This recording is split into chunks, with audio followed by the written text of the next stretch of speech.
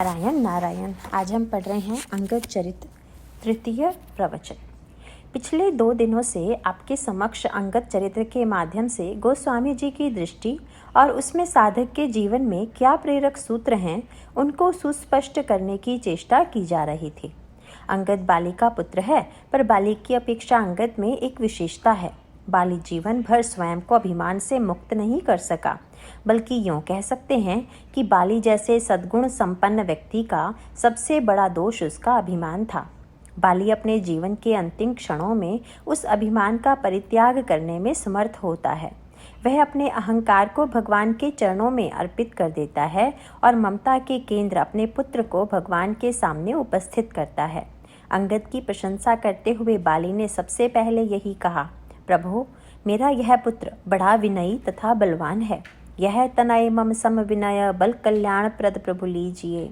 विनयी तथा बलवान, इन दोनों शब्दों के प्रयोग करने में बाली का तात्पर्य यह था कि कई लोग बड़े विनम्र तो होते हैं, पर वे स्वयं निर्बल होते हैं। अतः संसार में प्रायः निर्बलों में ही विनम्रता देखी जाती है, और दूसरी ओर जो बलवान होते हैं उनमें बहुधा अपने बल का गर्व है। बल और विनय का सामंजस्य बड़ा ही दुर्लभ है। पर बाली ने अंगद की जो समीक्षा प्रस्तुत की उसमें यही कहा कि महाराज, यह विनयी भी है और बलवान भी। अंगद के चरित्र में जो विनम्रता है, इसका क्या अभिप्राय है? बाली सर्वश्रेष्ठ पुण्य का प्रतीक है, क्योंकि इंद्र का पद सर्वश्रेष्ठ पुण्यात्मा को प्राप्त होता है, पर उस पुण्य के साथ अभिमान जुड़ा हुआ है। बाली के पुत्र होने के नाते अंगद में बाली का वह पुण्य का अंश तो है, पर उसका पुण्याभिमान पूरी तौर से मिट चुका है। ऐसी स्थिति में यह कह सकते हैं कि अंगद बाली के पुण्य का परिशुद्ध रूप है, क्योंकि उसमें अभिमान का मैल नहीं है, और पुण्य के परिणाम स्वरूप विनम्रता का गुण भी अंगद में विद्यमान है। इसीलिए बाली के देह त्याग के बाद भगवान श्री राम लक्ष्मण जी को आदेश देते हैं कि वे किष्किंधा जाकर सुग्रीव का राज तिलक करें और अंगद को युवराज का पद दें। राजुदीन सुग्रीव कहाँ, अंगद कहाँ युवराज। और इतना ही नहीं, बाद में जब वे सुग्रीव को आदेश देते हैं कि तुम किष्किंधा का राज्य चलाओ, तो वे ये कहना नहीं भूलते कि ध्यान रहे कि किष्किंधा का राज्य तुम्हें अकेले नहीं, अंगद को साथ लेकर उसकी सहमति से चलाना है। अंगद सहित करहु तुम राजू। अब यदि साधारण परंपरा की दृष्टि से देखें तो भगवान श्री राघवेंद्र द्वारा सुग्रीव को राज्य देना और अंगद को युवराज बनाना उपयुक्त नहीं लगता, क्योंकि प्राचीन परंपरा के अनुसार तो राज्य आनुवांशिक परंपरा से प्राप्त होता था। ऐसी परिस्थिति में जब कोई सिंहासन पर बैठता था तो उसका पुत्र ही युवराज के पद पर अभिषिक्त किया जाता था। यहाँ पर भगवान उसे एक दूसरे ही रूप में प्रस्तुत करते हैं। वे राज्य पद तो सुग्रीव को देते हैं, पर राज्य की परंपरा को सुग्रीव के वंश से न जोड़कर बाली के पुत्र अंगद को युवराज बनाने की आज्ञा देते हैं। भगवान श्री राम का यह कार्य कई संदर्भों में बड़ा महत्वपूर्ण है। यही आध्यात्मिक दृष्टि से विचार करें तो भगवान का अभिप्राय यह है कि सुग्रीव सूर्य के पुत्र हैं। सूर्य प्रकाश है, विचार है, ज्ञान है, और बाली इंद्र का अंश है। वह पुण्य तथा सत्कर्म का प्रतीक है। बाली में अभिमान था, परंतु अंगद ऐसे सत्कर्म और पुण्य के प्रतीक हैं जिनमें अभिमान की वृत्ति नहीं है। भगवान जो इन दोनों के साथ रहना चाहिए, इसका आध्यात्मिक तात्पर्य यह है कि ज्ञान एवं सत्कर्म एक दूसरे के विरोधी नहीं, अपितु पूरक हैं। बहुधा समाज में एक बड़ा विचित्र विरोधाभास दिखाई देता है।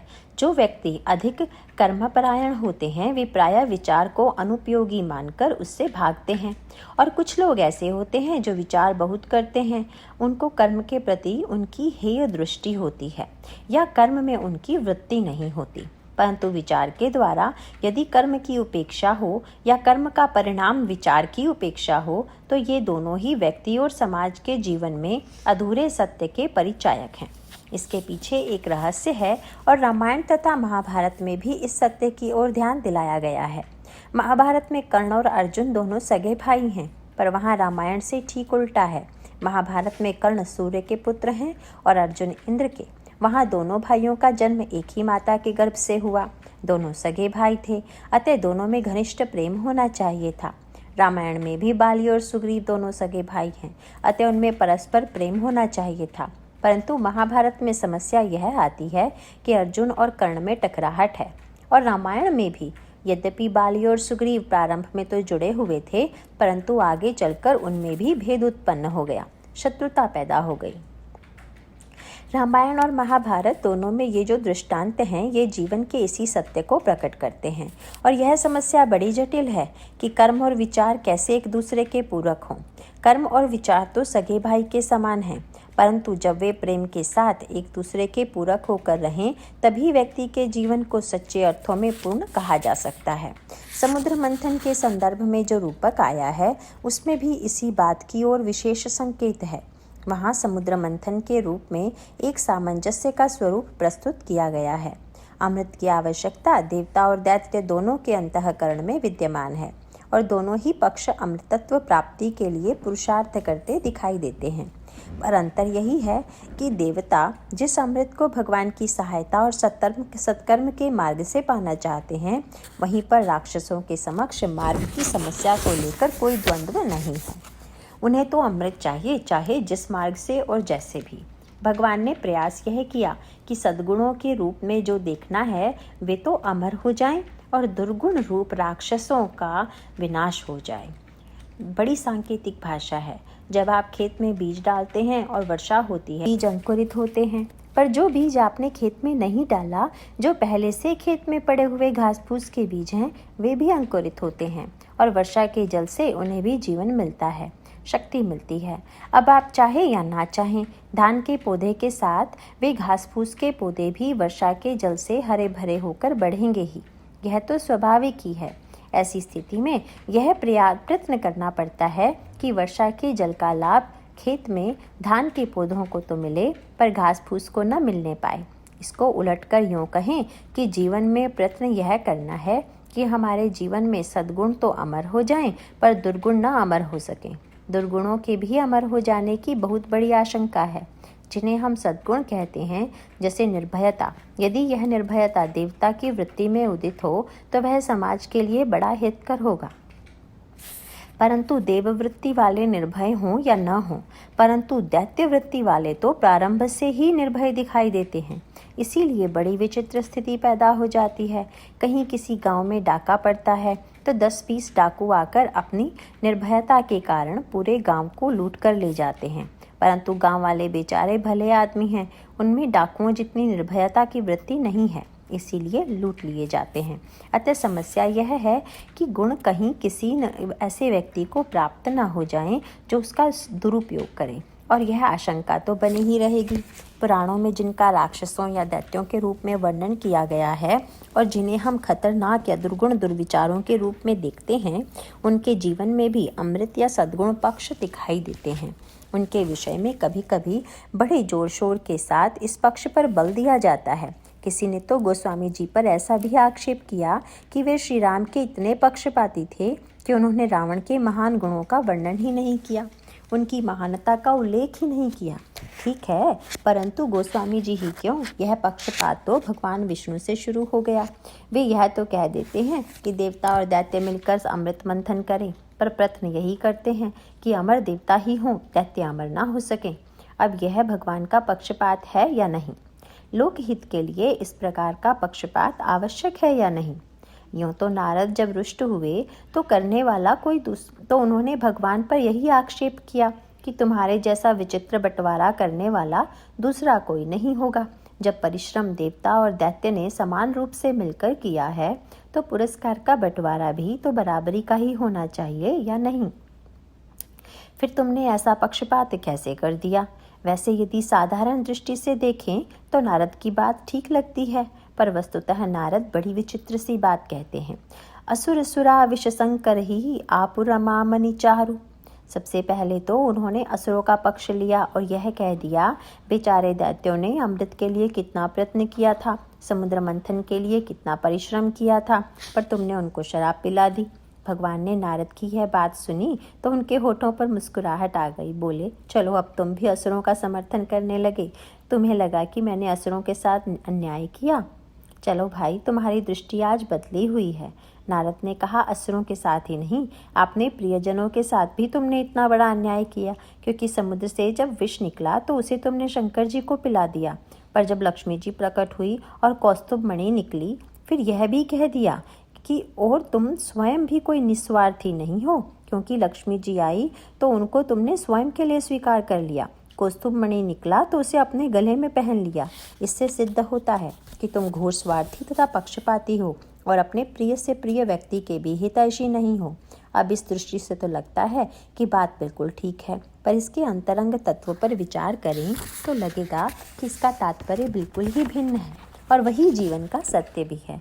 क्या जीवन में समान परिश्रम करने पर भी प्रत्येक व्यक्ति को एक ही स्थिति प्राप्त होती है? मनस्थिति की दृष्टि से प्रत्येक व्यक्ति एक ही जैसा कर्म करे तो क्या उन्हें एक ही जैसा फल मिलता है? एक विद्यालय में अनेक विद्यार्थी पढ़ते हैं, वे नित्य नियमित रूप से हर कक्षा में उपस्थित रहते हैं, तो क्या कक्षा में पढ़ाई के आधार पर प्रत्येक व्यक्ति की स्थिति एक जैसी होगी? नहीं होगी। एक ही कक्षा में पढ़ने वाले विद्यार्थी विद्या का परिणाम भिन्न भिन्न रूपों में प्राप्त करेंगे। कोई उतनी ही शिक्षा पाकर उच्च से उच्च पद पर पहुंच जाता है और कोई व्यक्ति बिल्कुल नीचे ही रह जाता है। अभिप्राय यह है कि केवल समान श्रम का नहीं, वस्तुतः पात्रता का महत्व है। श्रम के साथ साथ पात्रता का भी संबंध जुड़ा हुआ है। भगवान का तात्पर्य यह था कि जिसे अमृत प्राप्त नहीं होना चाहिए, उसको यदि अमरता मिल जाए तो यह न तो समाज के लिए हितकर होगा, न उसके खुद के लिए। यदि दैत्य अमर, अब तब क्या किया जाए? यह बात बड़ी ध्यान देने योग्य है। यदि दैत्य अमर हो जाएं तो क्या इससे उनका कल्याण होगा? रामायण में तो रावण के बारे में आपको यही सूत्र मिलेगा। विभीषण ने आकर भगवान राम को सूचना दी कि महाराज, रावण एक यज्ञ कर रहा है। भगवान बोले, यह तो बड़ी शुभ सूचना है। यज्ञ को ध्वंस करने वाला यज्ञ कर रहा है तो इससे अच्छी बात और क्या होगी? विभीषण ने कहा, पर महाराज, यह यज्ञ का फल क्या होगा? क्या होगा? बोले कि रावण अमर हो जाएगा।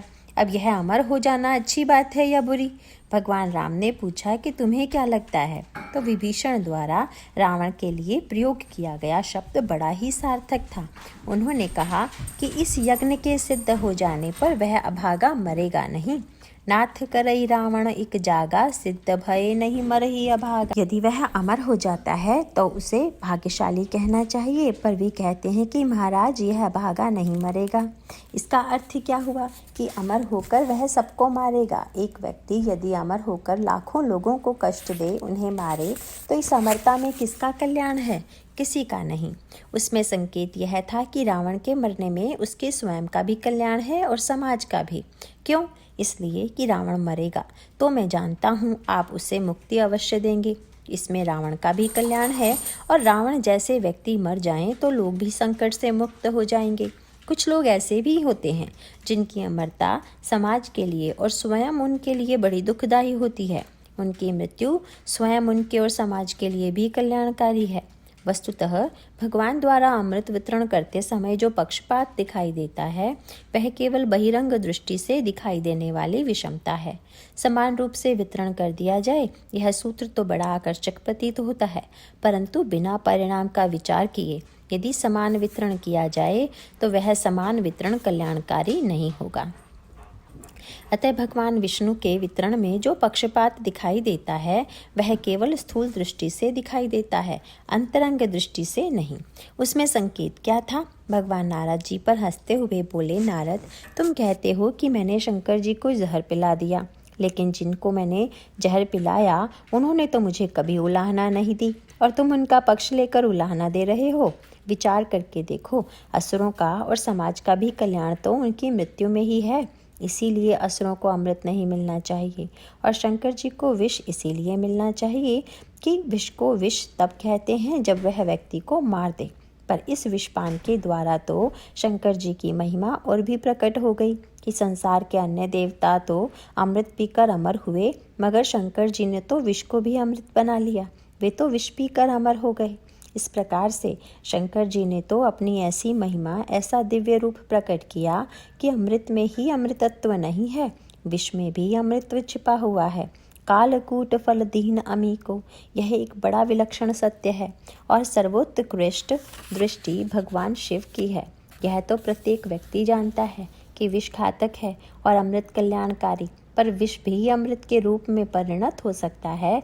इस सत्य को अद्वैत तत्व के परमाचार्य भगवान शिव ने अपने चरित्र के द्वारा प्रकट करके दिखाया। ऐसी स्थिति में समुद्र मंथन की प्रक्रिया केवल इतिहास का ही नहीं बल्कि समाज का भी शाश्वत सत्य है। समाज में जब निरंतर इस प्रकार से मंथन और वितरण होगा तभी समाज का कल्याण होगा। इस प्रकार समाज में कुछ लोग विष पीने वाले रहेंगे और कुछ अमृत पीने वाले। बाह्य दृष्टि से देखने पर लक्ष्मी के संदर्भ में भगवान बड़े स्वार्थी दिखाई दे रहे हैं, क्योंकि उन्होंने लक्ष्मी को स्वयं ले लिया। पर आप श्रीमद् भागवत पढ़िए, जब लक्ष्मी जी निकली तो सारे देवता उन्हीं की ओर देखने लगे। लक्ष्मी जी की सखियों ने कहा कि आप जिन्हें चाहें वरमाला पहनाकर उनका वरण करें। लक्ष्मी जी ने देखा कि प्रत्येक देवता में कुछ गुण हैं तो कुछ दोष भी हैं। पर जब उन्होंने भगवान नारायण को देखा कि वे तो सर्वगुण संपन्न हैं, उनमें कोई दोष है ही नहीं, सखियों ने पूछा कि क्या इनमें भी कोई दोष है? बोली नहीं, पर इनके प्रति मेरे मन में एक उल्हाना अवश्य है। क्या? बोली सारे देवता मेरी ओर देख रहे हैं, मुझे पाने को लालायित हैं, पर यही अकेले ऐसे हैं जिनकी दृष्टि मेरी ओर नहीं है। मैं तो सोचती हूँ कि इन्हीं के गले में वरमाला डाल दूँ। बड़ी सांकेतिक भाषा है। यहाँ अभिप्राय यह है कि जो लक्ष्मी जी को चाहने वाले हैं, यदि उन्हें वे मिलेंगी तब तो वे उसे संचित करके रखने की ही चेष्टा करेंगे। पर जिनके जीवन में लक्ष्मी के प्रति आसक्ति नहीं है, जब उन्हें वे मिलेंगी तो उससे लोक कल्याण होगा। संसार में महानतम विष के तुल्य घटनाएं होती हैं, समस्याएं आती हैं। उनको बचा लेने वाले, उसको आत्मसात कर लेने वाले भगवान शिव के समान महान तत्वज्ञ और दूसरी ओर भगवान विष्णु जैसे महानिरपेक्ष चरित्र भी होते हैं। भगवान विष्णु के साथ कौस्तुभ मणि की भी कथा जुड़ी हुई है, उसका भी रहस्य समझ लेने योग्य है। अन्य किसी मणि को धागे में पिरोने के बाद ही उसे धारण किया जाता है, और यह कौस्तुभ मणि जिसे भगवान अपने गले में धारण किए हुए हैं, वह किसी धागे में पिरोई हुई है, सोने के धागे में कि चांदी के धागे में कि सूत के धागे में। पुराणों में उसका बड़ा अनोखा वर्णन किया गया है।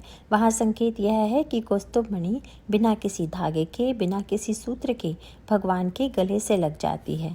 यह बड़ा सार्थक संकेत है। जब हम किसी मणि को धागे में पिरोकर धारण करते हैं तो उसमें छिद्र करना पड़ता है, पर कौस्तुभ मणि निश्छिद्र है और बिना किसी प्रयत्न के इसका भगवान के हृदय की ओर आकर्षण है। जब परशुराम जी की भगवान श्री राम से वार्ता हुई और उन्हें संदेह हुआ कि राम ईश्वर हैं या मनुष्य, उन्होंने श्री राम से एक प्रस्ताव किया। उनके कंधे पर धनुष था, उसे कंधे से उतारकर वे बोले कि राम, यदि तुम इस धनुष को खींचकर चढ़ा दोगे तो मैं समझ लूँगा कि भगवान का अवतार हो गया और मेरे कार्यकाल की सीमा अब समाप्त हो गई। राम रमापति कर धनु लेहु, खींचहु मिटई मोर संदेहु। बड़ी सांकेतिक भाषा है। परशुराम जी को आशा थी कि श्री राम धनुष लेंगे और खींचकर डोरी चढ़ाएंगे। अन्य रामायणों में यह कथा भिन्न रूपों में भी है। कहीं यह कथा इस रूप में भी आई है कि श्री राम ने परशुराम जी से धनुष ले लिया और उसकी डोरी चढ़ाकर उस पर बाण चढ़ाकर उनसे पूछा कि अब बताइए इस बाण का उपयोग कहाँ करूँ। तो वहाँ वर्णन आता है कि परशुराम जी ने कहा, मेरी जो लोकांतर की गति है उसी को इस बाण से अवरुद्ध कर दीजिए। इस प्रकार भगवान राम और परशुराम जी के संवाद का वर्णन किया गया है, पर मानस में जो वर्णन है वह तो बड़ा अनूठा है। उसमें जो समग्रता है वह अन्य संवादों में नहीं है। परशुराम जी भगवान से धनुष लेने को कहते हैं, पर भगवान अपना हाथ नहीं बढ़ाते। फिर परशुराम जी ने बड़े आश्चर्य से देखा कि धनुष स्वयं उनके हाथ से निकलकर भगवान के हाथ में चला गया। परशुराम जी को लगा कि यह क्या बात हुई। उनके मन में दोनों के प्रति उल्हाना आया, धनुष के प्रति भी और श्री राम के प्रति भी। धनुष के प्रति यह उल्हाना आया कि इतने दिनों तक मेरे पास रहे और मुझे छोड़कर भागने के लिए इतने बेचैन थे। और श्री राम के प्रति उल्हाना यह है कि जब मैंने खींचने के लिए कहा तो इन्होंने खींचा क्यों नहीं, यह हाथ बढ़ाकर खींचते तो ठीक होता। तब परशुराम जी ने धनुष से पूछा, तुम इतने उतावले होकर भाग क्यों खड़े हुए? धनुष ने कहा, महाराज, आपने तो मुझे इतने दिनों तक कंधे पर ढोया, अब भागकर मैं आपका बोझ ही तो हल्का कर रहा हूँ। अब मुझे ढोने का भार आप पर नहीं रह गया। आपके इस भार को उतारने वाले राम आ गए हैं। भार उतारने के लिए श्री राम का अवतार हुआ है। आपको प्रसन्न होना चाहिए कि जब आपको मेरा भार उठाने की आवश्यकता नहीं है, आप तो इनका परिचय भी जानना चाहते थे। इसके साथ साथ मेरा स्वार्थ भी था। क्या आप वह सामने पड़ा हुआ धनुष देख रहे हैं ना? चढ़ाने बढ़ाने के झंझट में वह टूटा पड़ा है। क्या आप समझते हैं कि मैं भी टूटकर ही मानता? पहले से ही समर्पित हो जाने में कल्याण है। अभिमान से तनने में निरंतर टूटने की संभावना बनी रहती है। परंतु जब परशुराम जी ने भगवान श्री राम से पूछा कि तुमने धनुष को खींचा क्यों नहीं, तो भगवान बोले कि महाराज, संशयी व्यक्ति के चित्त को प्रयत्नपूर्वक खींचना पड़ता है, परंतु आपके समान पवित्र अंतःकरण वाले संत को बलपूर्वक खींचने की आवश्यकता थोड़े ही है। वह तो स्वयं ही खींचा चला आता है। ऐसा भी होता है कि कुछ लोगों का चित्त अपनी ओर खींचने के लिए भगवान को कोई प्रयत्न नहीं करना पड़ता, जब स्वयं भगवान की ओर खींचकर चला आता है। कौस्तुभमणि के संदर्भ में भी यही संकेत है कि प्रभु को न तो लक्ष्मी की आवश्यकता है और न कौस्तुभमणि की, पर यह कौस्तुभमणि भी बिना किसी छिद्र के, बिना किसी सूत्र के भगवान के हृदय में पहुंचकर अपने को धन्य मानती है। भगवान का सौंदर्य तो अपने आप में परिपूर्ण है, परंतु भगवान के पास पहुँचे बिना हम अपूर्ण हैं। इस बोध का कारण यह कौस्तुभमणि और लक्ष्मी भगवान के पास के कारण यह कौस्तुभमणि और लक्ष्मी भगवान के पास है। इसी प्रकार भगवान की प्रेरणा से सारे असुरों की मृत्यु हो गई, तो एक और तो वे मुक्त हो गए, दूसरी ओर समाज भी असुरों के अभिशाप से मुक्त हो गया। पर इसके अंतर्गत रूप पर विचार करें तो समुद्र मंथन का रूपक गोस्वामी जी को अत्यंत प्रिय है। वे कई प्रसंगों में इसका उल्लेख करते हैं और भगवान राम के वनगमन को भी उन्होंने समुद्र मंथन के रूप में प्रस्तुत किया है। वेद के अध्ययन को भी वे समुद्र मंथन के रूप में ही प्रस्तुत करते हैं। इसका अभिप्राय यह है कि जीवन के विविध क्षेत्रों में यह अमृत मंथन की प्रक्रिया चलनी चाहिए, और उस प्रक्रिया में भी वही सूत्र है। पहला सूत्र तो यह है कि भगवान ने कहा समुद्र में रत्न है, उसे प्रकट करना है। सब कुछ होते हुए भी जब तक उसे प्रकट न किया जाए तब तक उसका लाभ क्या है। जैसे पृथ्वी में सोना भी छिपा हुआ है, लोहा भी और कोयला भी, पर जब तक उसे पृथ्वी के अंतराल से बाहर प्रकट न किया जाए तब तक उसका लाभ क्या है। जैसे पृथ्वी में सोना भी छिपा हुआ है, लोहा भी और कोयला भी, पर जब तक उसे पृथ्वी के अंतराल से बाहर प्रकट न किया जाए तब तक उसके होने भर से क्या लाभ। भगवान कहते हैं कि समुद्र में सारी वस्तुएं छिपी हुई हैं, तुम सब मिलकर मंथन करके उसे प्रकट करो। यह मंथन क्या है? यही कर्म है।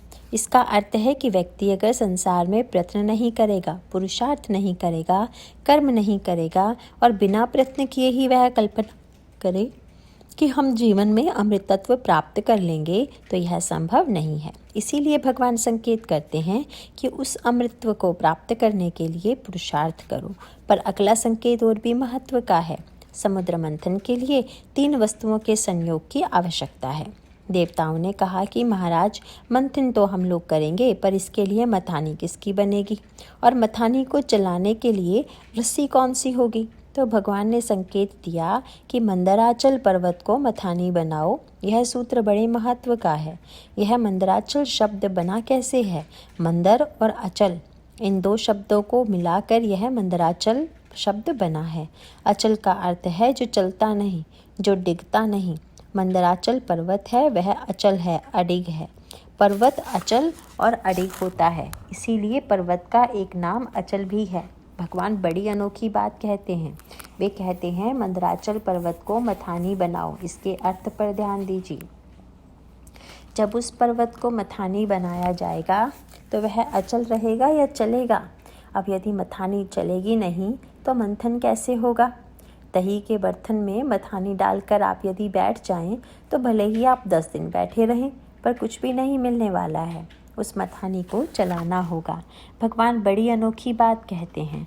मंदिर तो है अचल, अब इस अचल मंदिर को किस तरह चल बनाना है। वह मंदिर क्या है? गोस्वामी जी कहते हैं विचार ही मंदराचल पर्वत है। मुदिताम मथई विचार मथानी। विचार के साथ वही समस्या जुड़ी हुई है कि जहाँ विचार आता है वहाँ पर स्थिरता आ जाती है, और विचार जहाँ स्थिरता के रूप में रहे तो कई लोग यह कहकर प्रशंसा करते हैं कि ये तो अपने विचारों पर अडिग है, स्थिर है। पर याद रखिए, विचारों का अडिग और स्थिर रहना ही गुण नहीं है, उसे जरा गतिशील भी बनाइए। यह जो विचार है उसको हम कर्म के साथ जोड़कर गतिशील करें। अचल को चल कैसे बनाएं, इसकी पद्धति भगवान ने बता दी। भगवान का अभिप्राय यह था कि आप कर्म कीजिए, केवल विचार के कारण कहीं आपके जीवन में जड़ता न आ जाए। स्थिरता कभी कभी जड़ता का रूप ग्रहण कर लेती है। मनुष्य जब विचारक बन जाता है तो कभी कभी उसमें जड़ता आ जाती है।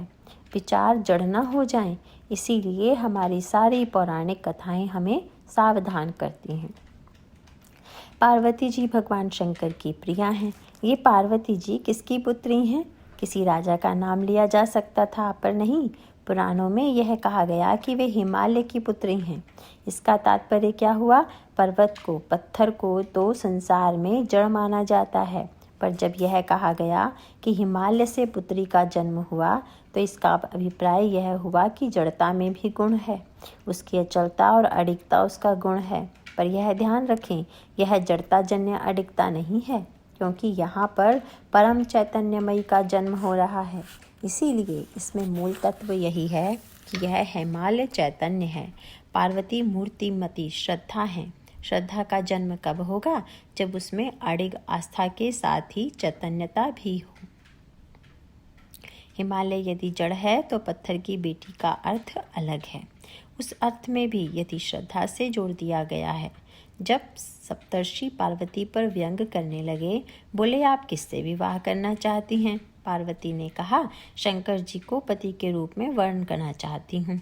चाहे सदा शिव ही भरतारा। तो सातों ऋषि एक साथ में हंस पड़े। सुनत वचन बिहसे ऋषय, गिरि संभव तव देह। ठीक है, पत्थर की बेटी, तुम अपनी जड़ता का ही तो परिचय दोगी। पार्वती जी ने जड़ता को दो अर्थों में लिया। उन्होंने कहा कि यदि आप पत्थर का जड़ता के रूप में अर्थ लेते हैं तो भूल मैंने नहीं की, अपितु आप कर रहे हैं। मैं यह अर्थ नहीं लेती, मेरा अर्थ दूसरा है। ऋषियों ने कहा, क्या पत्थर जड़ नहीं है? बोले कि पत्थर यदि जड़ है तो पत्थर की बेटी को जो समझाने की चेष्टा करे उसे जड़ कहें या चेतन? पत्थर भला क्या समझेगा? पत्थर के सामने खड़े होकर रोज भाषण दिया करें, पत्थर तो ज्यों का त्यों रहेगा। आप यदि मुझे जड़ मानते हैं तो समझाने की चेष्टा ना करें, पर यदि मेरी दृष्टि से देखें तो सोना भी पत्थर से ही निकलता है। लेकिन उस सोने की विशेषता यही है कि अग्नि में जलने पर भी वह अपने स्वरूप का त्याग नहीं करता। कनकऊ पुनि पाषाण ते होई, जहारे सहज न परिहर सोई। अभिप्राय यह है कि अडिग आस्था से ही श्रद्धा का जन्म होता है। कठिन से कठिन और प्रतिकूल समय में भी उसमें विकृति नहीं आती। और उस अडिग श्रद्धा की सचलता यही है कि वह आंतरिक रूप से तो श्रद्धा है ही, पर बाह्य रूप से भी वह शिव को पाकर धन्य होना चाहे। श्रद्धा का यही वास्तविक रूप है।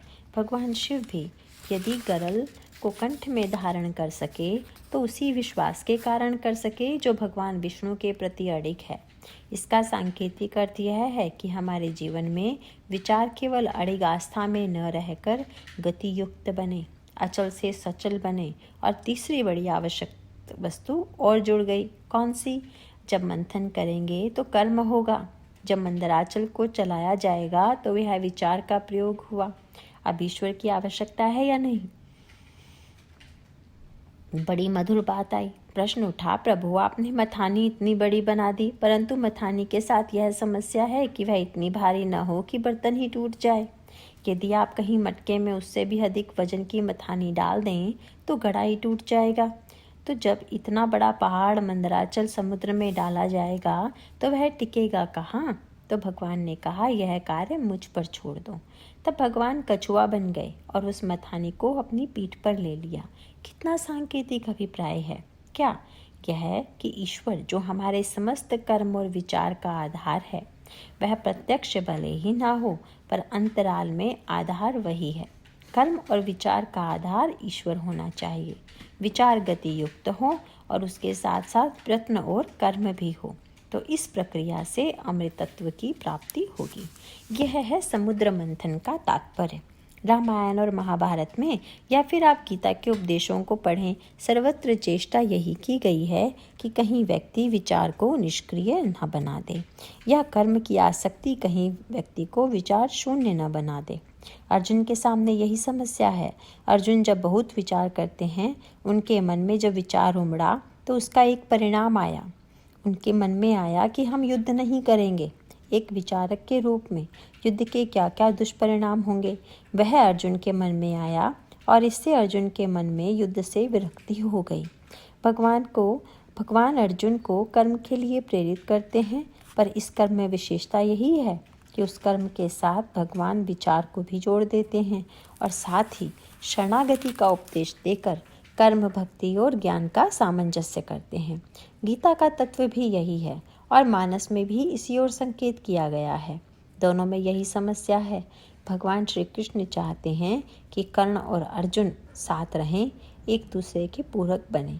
इसीलिए आप महाभारत में पढ़ते हैं कि भगवान जब संधि का प्रस्ताव लेकर दुर्योधन के पास गए और लौटते समय जब वे बाहर निकले तो कर्ण भी उन्हें पहुंचाने के लिए बाहर तक आया। तब भगवान ने कर्ण से प्रस्ताव किया कि कर्ण, तुम मेरे रथ में आकर बैठ जाओ। यह सांकेतिक भाषा है। भगवान जो बात कहना चाहते थे वह तो अकेले में भी बुलाकर कह सकते थे, लेकिन भगवान ने कर्ण को अपने रथ पर बैठाया। यह मानो भविष्य की सांकेतिक तुलना है। भगवान का तात्पर्य यह है कि तुम्हारा भाई मुझे अपने रथ पर बिठाएगा, पर तुम तो मुझे अपने रथ पर बैठाने वाले नहीं हो, तो कम से कम मेरे ही रथ पर तुम बैठ जाओ। अर्जुन तो अपनी बागडोर मुझे सौंपने के लिए प्रस्तुत है, पर तुम में वह धारणा नहीं है। मुझ पर तुम्हें वैसा विश्वास नहीं है। इसीलिए मैं तुमसे प्रस्ताव करता हूँ कि तुम आओ, अपने आप को पहचानो कि तुम कौन हो। तुम अर्जुन के बड़े भाई हो, युधिष्ठिर के भी बड़े भाई हो। अपने स्वरूप को पहचानो, अपने कर्तव्य को पहचानो। मैं तुम्हें विश्वास दिलाता हूँ कि सिंहासन पर तुम बैठोगे, राज्य तुम करोगे और युधिष्ठिर, अर्जुन आदि सभी भाई तुम्हारी सेवा करेंगे।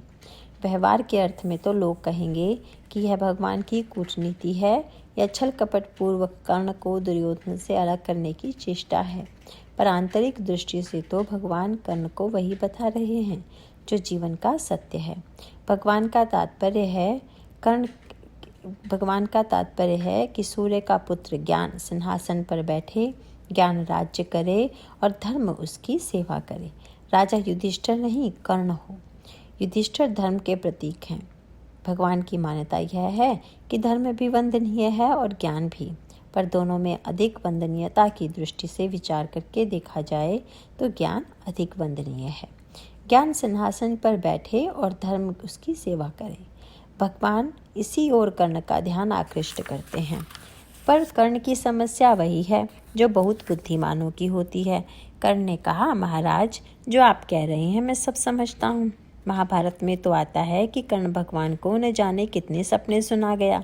कहा, आजकल मैं यह सपना देखता हूँ, वह सपना देखता हूँ, और कर्ण ने जितने सपने सुनाए वे अपशगुन वाले थे, विनाश और मृत्यु का संकेत देने वाले थे। भगवान ने कहा कि तुमने इन सपनों का क्या अर्थ निकाला? बोले, अर्थ यही लिया कि दुर्योधन का विनाश होगा, परंतु सपना तो मनुष्य को सावधान करने के लिए आता है, पर तुमने इसका क्या निष्कर्ष निकाला? बोले कि महाराज, अब चाहे जो भी हो, पर मैं दुर्योधन का साथ नहीं छोड़ सकूंगा। तो ऐसा ज्ञान किस काम का, जो सब जानने समझने के बाद भी यही कहे कि हम तो मोह के साथ ही रहेंगे, सेवा तो अंधे के पुत्र की ही करेंगे। आप चाहे जितना भी समझाइए, हम उसका साथ नहीं छोड़ सकते। तब भगवान यही कहते हैं कि फिर तुम्हारा विनाश मुझे करना ही पड़ेगा, और भगवान ने अंत में यही किया भी। भगवान का अभिप्राय यह है कि जो विचार अभिमानी होकर मोह की सेवा करे उसको मिटा ही देना चाहिए। रामायण में मोह को अंधत्व का प्रतीक माना गया है। मोह न अंध कीन के ही। महाभारत में अंधे धृतराष्ट्र का बेटा दुर्योधन है और कर्ण दुर्योधन की सेवा में है। इसीलिए भगवान कर्ण का विनाश कर देते हैं और उस ज्ञान और विचार को मिटा देते हैं जो धर्म का विरोधी है, और अंत में धर्म को ही सिंहासन पर अभिषिक्त करते हैं। यहाँ पर रामायण में भगवान श्री राघवेंद्र ने सिंहासन पर सुग्रीव को बिठाया और अंगद को युवराज बनाया। यही तो पूर्ण सामंजस्य है। भगवान कहते हैं कि सही पद्धति यह होगी कि सिंहासन पर सुग्रीव बैठे और अंगद युवराज के रूप में उनके उत्तराधिकारी बने। यही ज्ञान और कर्म का सामंजस्य है। अहंकारी बाली निरहंकारी हो गया और अंत में भगवान में लीन हो गया। परंतु अंगद वे तो अभिमान रहित सत्कर्म के स्वरूप हैं। अंगद जी के चरित्र में पुरुषार्थ तो इतना है कि हनुमान जी के बल के आसपास यदि किसी का बल दिखाई देता है तो वह अंगद जी का ही है। इसके बावजूद पूरे रामायण में आपको एक भी ऐसा प्रसंग नहीं मिलेगा जहाँ अंगद की वाणी में कहीं अभिमान दिखाई दे। उनकी विनम्रता इतनी विलक्षण है कि आदि से अंत तक निरंतर वे विजयी बने रहे, पर इस बात का अभिमान उन्हें कभी नहीं हुआ। वे निरंतर विनम्र ही रहे। भगवान श्री राम किष्किंधा में जो राज्य स्थापित करते हैं उसका स्वरूप यही है कि सुग्रीव और अंगद के बीच सामंजस्य स्थापित हो। इन दोनों का सामंजस्य बहुत सरल नहीं है। अंगद और सुग्रीव में कुछ दूरी बनी हुई है। यह एक बड़ी विचित्र सी बात है। क्यों? समस्या मनोवैज्ञानिक रूप से यही थी कि भगवान के आदेश से एक तो सिंहासन पर बैठ गया और एक युवराज बन गया, पर दोनों के मन में कहीं ना कहीं आर्जन्य दूरी विद्यमान थी। अंगद के मन में एक विचित्र प्रकार का विरोधाभास है। उनका एक पक्ष तो इतना उज्जवल है कि उसकी जितनी प्रशंसा की जाए कम है, पर दूसरा पक्ष यह है कि वे अपने मन की एक ग्रंथि से पूरी तरह मुक्त नहीं हो पाते।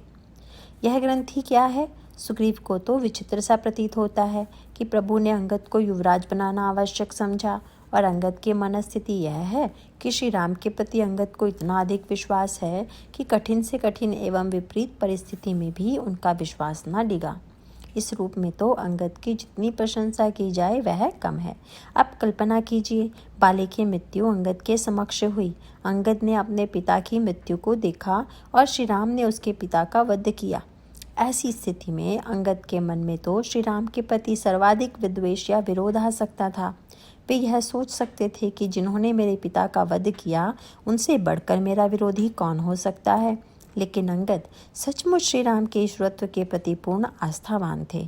यदि वे श्री राम को केवल एक राजकुमार मानते होते तो शायद श्री राम ही उनके सबसे अधिक विद्वेष के पात्र होते और वे उनसे लड़कर बदला लेने की चेष्टा करते। साहस न होता तो भले ही चुप रह जाते, पर मन ही मन घृणा तो करते ही। आपने ध्यान दिया होगा कि रामायण में अंगद के मन में श्री राम के प्रति कभी उलाहना भाव नहीं आया कि इन्होंने मेरे पिता को मार दिया। निर्ममता दोनों अर्थों में होती है। किसी की प्रशंसा में भी निर्मम कहा जाता है और निंदा में भी। समाचार पत्रों में तो आज निर्मम शब्द बड़े कठोर अर्थों में प्रयोग किया जाता है। अंगद कितने निर्मम हैं, इसका परिचय रावण की सभा में मिला। जब वे राजदूत बनकर रावण की सभा में भेजे गए तो रावण ने पूछा, तुम कौन हो? इस पर अंगद ने अपना परिचय देते हुए यही कहा कि मैं बाली का पुत्र हूँ। अंगद नाम बाली कर बेटा। और इसके साथ ही उन्होंने रावण के ऊपर एक व्यंग भी किया, क्या मेरे पिताजी से आपकी कभी भेंट हुई है? तासौ कबहू भई ही भेटा। रावण भी बोलने की कला में कम निपुण नहीं था। उसे बड़ा आश्चर्य हुआ, लगा कि राम का राजनैतिक ज्ञान ठीक नहीं है, क्योंकि जिसके पिता का वध उन्होंने स्वयं किया हो और जिसका राज्य छीन कर दूसरे को दे दिया हो, ऐसे व्यक्ति को राजदूत बनाकर भेजने में कौन सी बुद्धिमानी है? इसको तो मैं अभी फोड़ लूँगा। अंगद को फोड़ने के लिए रावण ने कहा कि बाली से मेरी भेंट हुई थी, वे मेरे मित्र थे, पर यह बताओ हमारे मित्र बाली कुशल से तो हैं, आजकल वे कहाँ हैं? अब कहूँ कुशल बाली कहाँ आई। रावण को ज्ञात है कि बाली की मृत्यु हो चुकी है, लेकिन अंगद को चोट पहुंचाने के लिए, याद दिलाने के लिए कि तुम उनके दूत बनकर आए हो जिन्होंने तुम्हारे पिता का वध कर दिया है। रावण की बात सुनकर तो अंगद को उदास हो जाना चाहिए था। पिता की याद आने पर उसे शोक होना चाहिए था, पर उन्हें न तो शोक हुआ न वे उदास हुए। क्यों नहीं हुए? जो सुहृद व्यक्ति होता है उसे अपने परिवार के लोगों से स्वाभाविक ही स्नेह होता है, ममता होती है। ऐसी स्थिति में जब किसी की याद आ जाती है तो उसे दुख होता है, चोट सी लगती है। अंगद को चोट ही नहीं दुख भी होना चाहिए था, पर अंगद तो रावण की बात सुनकर हंसने लगे। विहसी वचन तब अंगद कही। क्या यह हंसने का अवसर है? रावण विस्मित हो गया। यह हंस किस बात पर रहा है? अंगद बोले, रावण, उनकी कुशलता का समाचार मुझे पता नहीं, क्योंकि काफ़ी दिनों से मेरी उनसे भेंट नहीं हो सकी है, पर अब तो तुम भी वहीं जाने वाले हो, अतः स्वयं उनको गले मिलकर कुशल पूछ लेना। दिन 10 गई बाली पही जाई, बूझो कुशल सखा उर लाई। इस प्रकार का वाक्य तो कोई सिद्ध ही बोल सकता है। यह अति निर्लज्ज स्वाभिमान रहित व्यक्ति कह सकता है। इसका अर्थ है कि ऐसे अवसर पर हंसने वाला व्यक्ति या तो पूर्ण ज्ञान में प्रतिष्ठित है या उसमें स्वाभिमान और लज्जा का सर्वथा अभाव है। रावण ने तो यही अर्थ लगाया। उसने कहा कि अरे बंदर, तुझे देखकर तो लगता है कि बालिक का इससे बड़ा दुर्भाग्य और क्या हो सकता है कि उसे तुझ जैसा निर्लज और स्वाभिमान रहित पुत्र हुआ। अरे, जिसने तेरे पिता का वध किया तू उसी का समर्थन कर रहा है, अपने पिता पर व्यंग कर रहा है और मेरी हंसी उड़ा रहा है। तू तो केवल आकृति से ही नहीं, स्वभाव से भी सचमुच बंदर ही है। बंदर जैसे मदारी के द्वारा नचाया जाता है वैसे ही तू भी नाच रहा है। मदारी कह दे सलाम कर लो तो बंदर सबको सलाम करने लगता है। तू तो पक्का बंदर है, तुझमें स्वाभिमान जरा भी नहीं है, इसीलिए ऐसी बात कह रहा है। अंगद ने रावण को जो उत्तर दिया वह किस बात का परिचायक है? क्या अंगद के हृदय में अपने पिता के लिए रंच मात्र भी सम्मान नहीं है? अंगद ने इसको स्पष्ट कर दिया। अंगद ने कहा, रावण, तुम जिस दृष्टि से इस घटना को देख रहे हो उस दृष्टि से मैं नहीं देख रहा हूँ। यहाँ अंगद ने जो सूत्र दिया वह बड़े महत्व का है। उसका अभिप्राय यह है कि यह ममता व्यवहारिक जगत में तो चलती है, उपयोगी भी है। यह कहा जा सकता है कि अहमता के स्थान पर ममता आ जाने से व्यक्ति समाज में बहुत से कर्म करता है। अपने पुत्र के प्रति, परिवार के प्रति ममता है तो व्यक्ति पुरुषार्थ करता है, प्रयत्न करता है। ममता उसे कर्म की दिशा में प्रेरित करती है, लेकिन अंततोगत्वा यही ममता समाज में अनेक समस्याओं को जन्म देती है।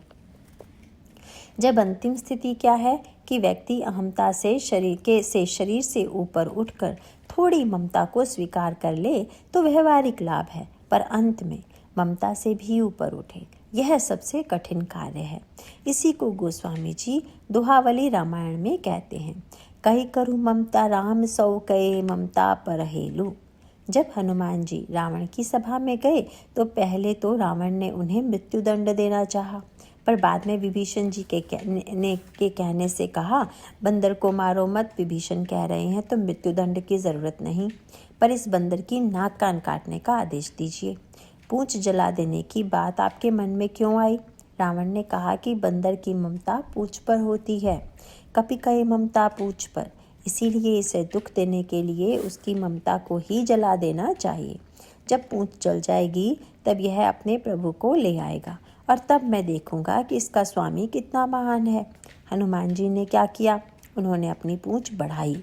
कितनी बढ़ाई? लंका के सारे कपड़े, तेल, घी से भी उनकी पूंछ को पूरी तरह लपेटा नहीं जा सका, भिगाया नहीं जा सका। यह बड़े पते की बात है। ममता जहाँ होगी वहाँ दो चीज़ें होंगी, कपड़ा और तेल। यह कपड़ा है आवरण। बस ममता आई तो ऐसी पट्टी चढ़ी, ऐसा आवरण चढ़ा कि ममता करने वाले व्यक्ति को फिर कभी सत्य नहीं दिखाई देता। और जहाँ पर ममता होगी वहाँ पर चिपकना अवश्य होगा। जहाँ पर अपनत्व होता है वहाँ पर ये दो बातें जुड़ जाती हैं। हनुमान जी द्वारा पूंछ को इतना बढ़ा देने का क्या अर्थ है? यदि ममता ससीम होगी तो कपड़े से लिपट कर ढक जाएगी और तेल में डूब जाएगी, लेकिन यदि ममता को ममता के रूप में रखना ही हो तो इसे ईश्वर से जोड़ देना चाहिए। इसका परिणाम क्या होगा? व्यक्ति के प्रति ममता सीमित होती है और ईश्वर के प्रति ममता, ईश्वर असीम है, अतः उसके प्रति ममता भी असीम ही होगी। और ममता यदि असीम हो जाए तो आवरण इसे ढकने में समर्थ नहीं है। कोई सांसारिक राग भी इसे भुगोने में समर्थ नहीं है। हनुमान जी ने अपनी पूंछ के द्वारा वस्तुतः रावण को यह दिखा दिया कि रावण, तुम यही तो कह रहे हो कि बंदर की पूंछ को जलाकर इसे दुखी कर दो, पर मेरी ममता तो किसी सीमा में है ही नहीं, वह तो असीम में है।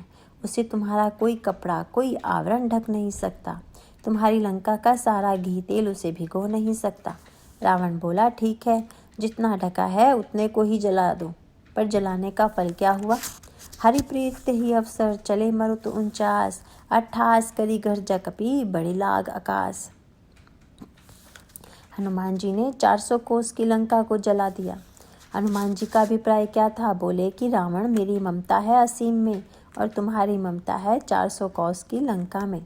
मेरी लंका, तुम यही तो रट लगाए रहते हो। यह ममता है। देखो, जो असीम में ममता है वह तो जलने से बच गई, और जो ससीम में ममता है उसका विनाश अवश्यंभावी है।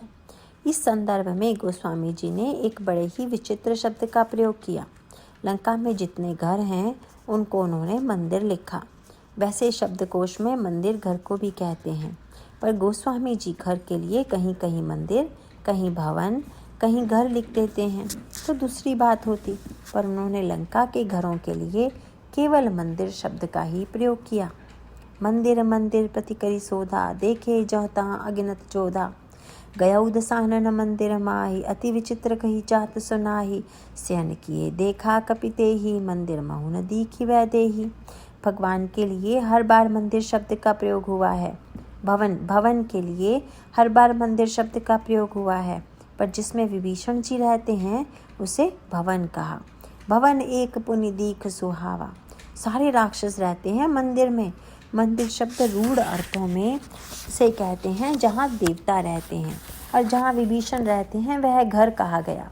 इतना ही नहीं, जब हनुमान जी लंका जलाने लगे तो गोस्वामी जी को वही शब्द याद रहा।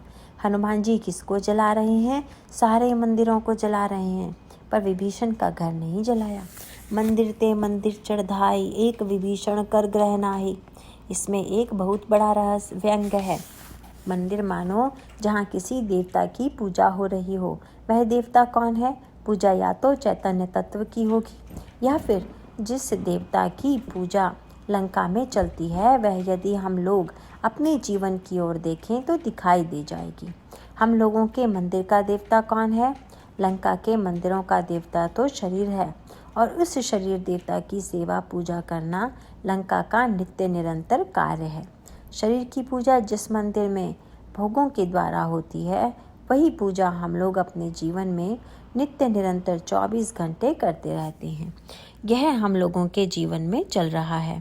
दूसरी ओर लक्ष्मण जी भगवान राम की सेवा किस तरह से कर रहे हैं? गोस्वामी जी कहते हैं हम लोगों से अधिक सेवा नहीं कर रहे हैं। कैसे? जैसे अज्ञानी व्यक्ति शरीर को पूजा करता है, वैसे ही लक्ष्मण श्री राम की सेवा कर रहे हैं। से वही लखनु सिय रघुवीर रही, जेमि अविवेकी पुरुष शरीर रही। लंका का हर व्यक्ति रात दिन देह की ही पूजा में लगा है। अब हनुमान जी ने सारी लंका को जला क्यों दिया? गोस्वामी जी ने जीवन के सत्य को प्रकट कर दिया कि देह देवता की आप चाहे जीवन भर पूजा कीजिए, पर अंत में उसको जलाना ही पड़ेगा। जलाने को छोड़कर उस देवता की अंतिम परिणति और कुछ नहीं है। इस प्रकार हनुमान जी लंका को जलाकर जीवन के उस सत्य को उद्घाटित कर देते हैं। इसका सांकेतिक अभिप्राय यह है कि या तो देवता राम है या शरीर। गोस्वामी जी कहते हैं या तो ममता का त्याग करो या ममता श्री राम से करो। कई करू ममता राम सो, कई ममता पर हेलू। ऐसी स्थिति में अंगद की विशेषता क्या है? अंगद का हाथ पकड़कर बाली ने श्री राम से कहा था कि आप अंगद का हाथ पकड़ लीजिए। यहाँ पर हमें अंतिम क्षणों में बाली की चतुराई का परिचय मिलता है, और यह चतुराई पूरे जीवन भर अंगद को उत्तराधिकार के रूप में मिली रही। अंगद को बुलाकर बाली यह भी कह सकता था कि प्रभु के चरणों को कसकर पकड़ लो, पर यह बिल्कुल नहीं कहा, बल्कि भगवान से कहा कि महाराज आप इसका हाथ पकड़ लीजिए। अंगद से क्यों नहीं कहा कि चरण पकड़ लो? बाली का तात्पर्य यह था, महाराज यदि जीव पकड़ेगा तो छोड़ भी सकता है, पर आप पकड़ेंगे तो छूटने का डर नहीं है। इसीलिए हम अंगद से क्यों कहें कि यह आपको पकड़े? हम तो आपसे कहेंगे कि आप अंगद को पकड़ लीजिए। गई बांसुर नर नाह, आपन दास अंगद कीजिए। यदि अंगद को यह लगता है कि बाली मेरे पिता हैं तो मैं उनका पुत्र हूँ, मेरा जन्म उनसे हुआ है और मेरे पिता को मारने वाला मेरा शत्रु है, तब तो कोई आश्चर्य की बात नहीं होती। पर वे सचमुच ही देहाभिमान से ऊपर उठे हुए थे, देह की ममता से मुक्त हो चुके थे। उन्होंने बड़ी गंभीरता के साथ रावण से कहा कि मैं समझ गया, तुम बड़े राजनीतिज्ञ की तरह मुझे राम से अलग करना चाहते हो, लेकिन मैं तुम्हें बताना चाहता हूँ कि राम को मैंने एक व्यक्ति की तरह कभी नहीं देखा। सुनु सठ भेद होई मन ताके, श्री रघुबीर हृदय नहीं जाके। श्री राम कोई व्यक्ति नहीं है, वे तो अंतरात्मा के रूप में सभी प्राणियों के अंतर में निवास करते हैं। बाली तो केवल मेरे शरीर के पिता थे, पर परम पिता श्री राम तो समस्त प्राणी मात्र की अंतरात्मा है। रावण श्री राम के साथ मेरा जो भावनात्मक संबंध है उतना तो पिताजी के साथ भी नहीं। तात्पर्य यह है कि शरीर का नाता तो एक जन्म का है, पर ईश्वर का नाता तो शाश्वत है। अतः मैं इसी दृष्टि से नहीं देखता कि इस राम ने मेरे पिता का वध किया। यदि मेरे पिता का वध हुआ तो दुख मेरे पिता को होना चाहिए था। पर यदि पिता के सामने यह प्रश्न आया कि जीवित रहना चाहोगे या मरना चाहोगे, तो उन्होंने मृत्युदंड का वर्ण किया। अब कल्पना करो कि मृत्यु कितनी सुखदायी लगी होगी उन्हें। श्री राम के हाथों से मरना जीवन से भी अधिक हितकर लगा। रावण, तुम मुझे राम से अलग नहीं कर सकते। तात्पर्य यह है कि अंगद के मन में श्री राम के प्रति कभी रंच मात्र भी उलाहना की बात नहीं आई। श्री राम की ईश्वरत्व के प्रति उनकी आस्था अगाध थी। पर दूसरी ओर अंगद इस मानसिकता से अपने को ऊपर नहीं उठा सके कि भले ही प्रभु श्री राम ने उनको अपनी शरणागति दी है, पर वे मूलतः स्वार्थ से प्रेरित हैं। सुग्रीव का व्यक्तित्व अंगद को प्रभावित नहीं कर सका। यह बात अंगद के मन में गहराई में बैठ गई। भगवान चाहते थे कि उनके मन की यह ग्रंथि दूर हो, अंगद और सुग्रीव की ग्रंथि मिटे, उनमें सामंजस्य स्थापित हो। बाहर से तो ऐसा लग रहा था कि वह दूरी मिट रही है, पर भीतर से वे मिल नहीं पाते। इसके पीछे अंगद की जो भावना थी वह प्रकट हुई समुद्र के किनारे। 1 महीना बीत गया, सीता जी का कुछ भी पता नहीं चला। तब बंदरों ने अंगद से कहा, अब तो हम लोगों की मृत्यु निश्चित है। इस पर अंगद ने कहा, आप लोगों की मृत्यु होगी या नहीं यह तो मैं नहीं कह सकता, पर मेरी मृत्यु तो अवश्य होगी, क्योंकि अगर सुग्रीव का वश चलता तो वह मेरी पिता की मृत्यु के बाद मुझे भी मार देता। पर इसलिए नहीं मार पाया क्योंकि पिता बधे पर मारत मोही, राखा राम निहोर न होई। वहाँ पर भी उन्हें श्री राम में गुण तो दिखाई दे रहा है, पर सुग्रीव में नहीं। बचाने वाले तो श्री राम हैं, पर सुग्रीव तो मन ही मन में मुझसे विद्वेष रखते हैं। वे अवसर की तलाश में रहते हैं कि कब इसे मिटा दें। यह जो एक संस्कार अंगद के मन में सुग्रीव के व्यवहार के कारण बना हुआ है, इससे वे उबर नहीं पाते। उसी कार्य के लिए जहाँ वे श्री राम में गुण देखते हैं, वहाँ उन्हें सुग्रीव में दोष दिखाई देता है। भगवान राम यह चाहते थे कि इस ग्रंथि का निवारण हो, और अंततः उन्होंने इसका निवारण किया। वह दोहा आपको याद होगा जो मैंने पिछले दिन की कथा के प्रारंभ में कहा था, निज उर्माल बसन मनी, बाली तनय पहिराई, बिदा कीनी भगवान तब भू प्रकार समुझाई। भगवान राम जब अंगद को अयोध्या से विदा करने लगे, तब उन्होंने प्रार्थना की कि वे अयोध्या में ही अपनी सेवा में रख लें। प्रभु ने उनकी प्रार्थना स्वीकार नहीं की और बोले कि तुम किष्किंधा कांड जाओ, अवश्य जाओ, यही उचित है, और वहाँ युवराज के रूप में राज्य चलाओ। उस समय अंगद की हिचकिचाहट देखकर भगवान को लगा कि इसकी यह मनोग्रंथि मिट नहीं रही है और कि सुग्रीव मेरे विरोधी हैं, और उसे मिटाए बिना, इन दोनों को मिलाए बिना समग्रता नहीं आएगी। अतः भगवान ने अंगद को विदा तो किया, पर उसके पहले उन्होंने अपने गले की माला अंगद के गले में पहना दी। निज उर्माल बसन मनी, बाली तनय पहिराय। इसका क्या अभिप्राय है? मानो प्रभु ने कहा कि अंगद घबराओ मत, तुम्हारे मन में यह जो ग्रंथि है कि सुग्रीव तुम्हें दंड देने के लिए मौके की खोज में रहेंगे, पर विश्वास रखो, तुम्हारे गले में यह मेरी माला देखते ही सुग्रीव को सारी बातें याद आ जाएंगी। बाली और सुग्रीव का जब युद्ध हुआ था, तो तुम्हारे पिता को चेतावनी देने के लिए मैंने सुग्रीव को माला पहनाई थी, और आज तुम्हें भी पहना रहा हूँ। सुग्रीव से बढ़कर भला इस माला का चमत्कार कौन जानता है। इसीलिए तुम विश्वास रखो, यह ऐसा सूत्र है जिसके आधार पर सुग्रीव भूल नहीं कर सकते। देह के नाते से तुम्हारी दूरी बनी रहेगी, पर मेरे नाते जब जब तुम नाता जोड़ोगे कि तुम मेरे प्रिय भक्त हो और सुग्रीव भी मेरा प्रिय सखा है, इस नाते से तुम्हारा यह चाचा भतीजे का संस्कार मिटेगा, तुम्हारी आपसी दूरी मिटेगी। इसीलिए भगवान चाहते हैं कि सुग्रीव राज्य स्थापित करे और अंगद युवराज पद पर रहें। जीवन में ऐसा सामंजस्य स्थापित हो, यही भगवान का उद्देश्य है। नारायण नारायण।